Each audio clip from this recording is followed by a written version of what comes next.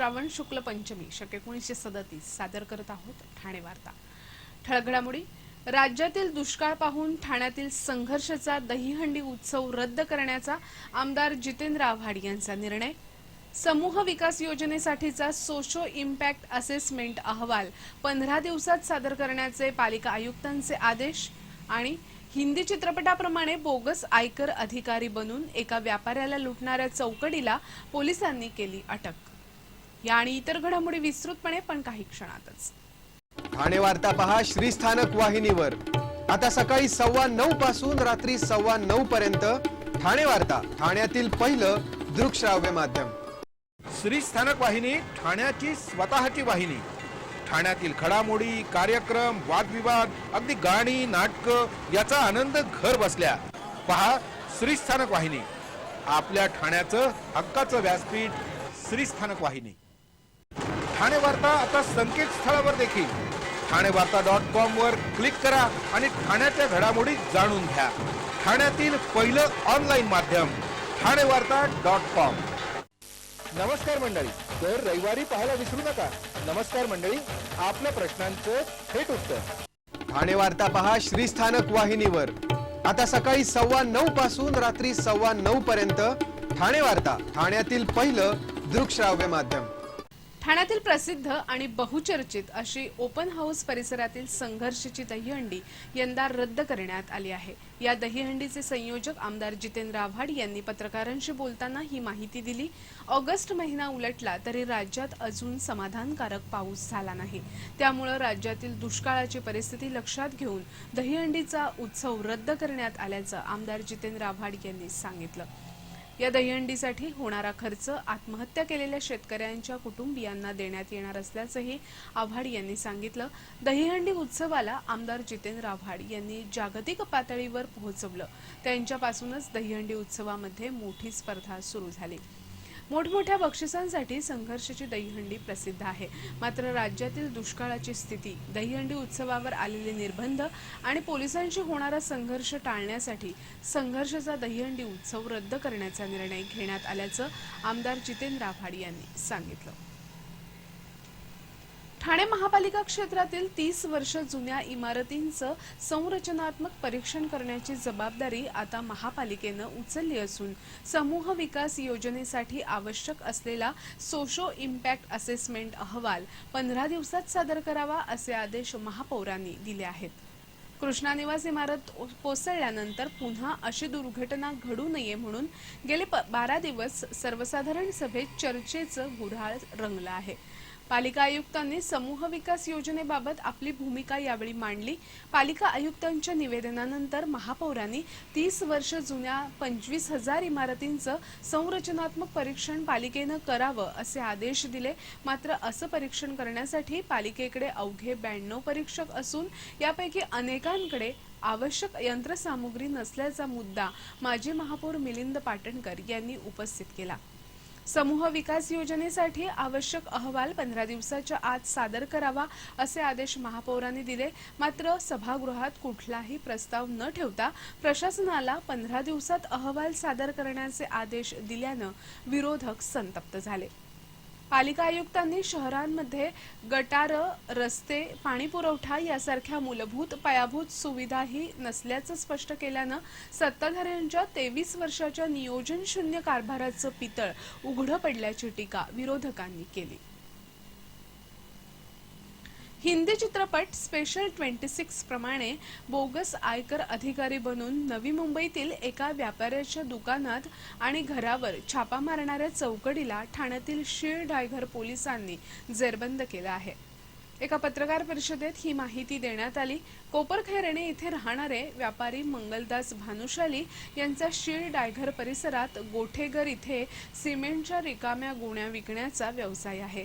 मंगळवारी रात्री 11:30च्या सुमारास भूपेंद्र कोष्टी, निलेश साटम, प्रफुल्ल भिंगारदिवे आणि संतोष भोसले या मोटारीतून आलेल्या कथित आयकर अधिकाऱ्यांनी डायघर येथील गोदामात छापा मारला, पण हाती अवघे 4,700 रुपये लागल्यानं या चौकडीनं भानुशाली यांना मोटारीत कोंबून त्यांच्या कोपरखैरणे येथील घरी तपासणीच्या बहाण्यानं आणलं।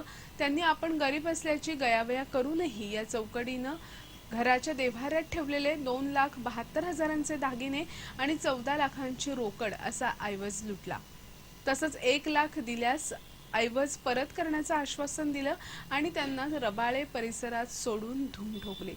या प्रकारानं भांबावलेल्या भानुशाली यांनी पुतण्याच्या सहाय्यानं तात्काळ डायघर पोलिसांकडे तक्रार नोंदवली. भानुशाली यांना या चौकडीचा पुन्हा फोन येताच पोलिसांनी सापळा रचून या सर्वांच्या मुसक्या आवळल्या. हे चौघही उच्च शिक्षित असून यापैकी कोणी खरा सरकारी अधिकारी आहे का याचा तपास पोलीस करत आहेत. झटपट श्रीमंत होण्याचा या चौकडीचा प्रयत्न पोलिसांनी चतुराईनं हाणून पाडला असं पोलीस उपायुक्त सचिन पाटील यांनी सांगितलं. ठाणे वार्ता पहा श्रीस्थानक वाहिनीवर. आता सकाळी 9:15 पासून रात्री 9:15 पर्यंत ठाणे वार्ता, ठाण्यातील पहिलं दृकश्राव्य माध्यम. आपला परिसर स्वच्छ आणि सुंदर ठेवण्यासाठी ठाणे महापालिकेत सहकार्य करा. ओला सुका कचरा वेगवेगळा जमा करा आणि रोगराईपासून मुक्तता मिळवा. ठाणे वार्ता आता संकेतस्थळावर देखील ठाणेवार्ता.com वर क्लिक करा आणि ठाण्याच्या घडामोडी जाणून घ्या. ठाण्यातील पहिलं ऑनलाईन माध्यम ठाणेवार्ता.com. डॉक्टर आणि रुग्णांचं पिढ्यानपिढ्यांचं जिव्हाळ्याचं नातं म्हणजेच डॉक्टर बेडेकर हॉस्पिटल. आता अत्याधुनिक सोयी सुविधा आणि तंत्रज्ञान युक्त वंध्यत्व निवारण केंद्रात IVF आणि टेस्ट ट्यूब बेबीचीही सुविधा. डॉक्टर बेडेकर हॉस्पिटल, महर्षी कर्वेपथ, ठाणे. 65 वर्षांची निरंतर सेवा. ठाणे वार्ता पहा श्रीस्थानक वाहिनीवर. आता सकाळी 9:15 पासून रात्री 9:15 पर्यंत ठाणे वार्ता, ठाण्यातील पहिलं दृकश्राव्य माध्यम. ठाणे वाहतूक शाखेला 1 कोटी रुपये आर्थिक मदत देण्याच्या प्रस्तावावरून पुन्हा एकदा वादाची ठिणगी पडली आहे.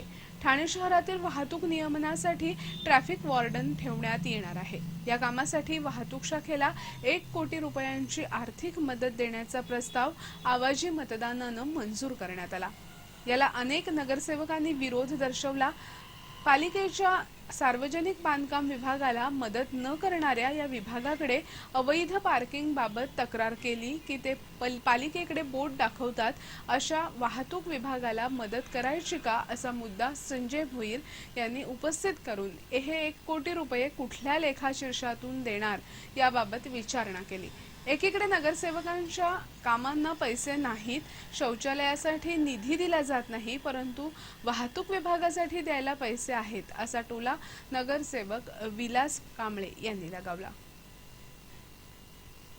राज्य शासनानं बाबासाहेब पुरंदरे यांना महाराष्ट्र भूषण पुरस्कार दिला असला तरी विचारांची लढाई थांबणार नाही. यासाठी 30 ऑगस्ट रोजी शिवसन्मान परिषद आणि निषेध सभेचं आयोजन करण्यात आलं आहे. या परिषदेच्या आयोजनामध्ये 17 संघटना सहभागी झाल्याची माहिती एका पत्रकार परिषदेत देण्यात आली.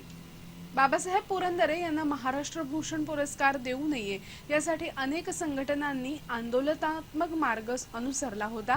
त्याच अनुषंगानं 30 ऑगस्टला ही परिषद आयोजित करण्यात आली असून विचारांची लढाई विचारांनीच लढण्याच्या अनुषंगानं मंथन करण्यात येणार आहे. आमदार जितेंद्र आव्हाड, इतिहास संशोधक श्रीमंत कोकाटे, चित्रलेखाचे संपादक ज्ञानेश महाराव, विचारवंत प्रतिमा परदेशी अशी अनेक मंडळी या परिषदेत विचार मंथन करणार आहेत. ठाण्यातील अनधिकृत इमारतींमध्ये चालणारी उपहारगृह आणि बार बंद केले जातील अशी माहिती पालिका आयुक्तांनी दिली आहे.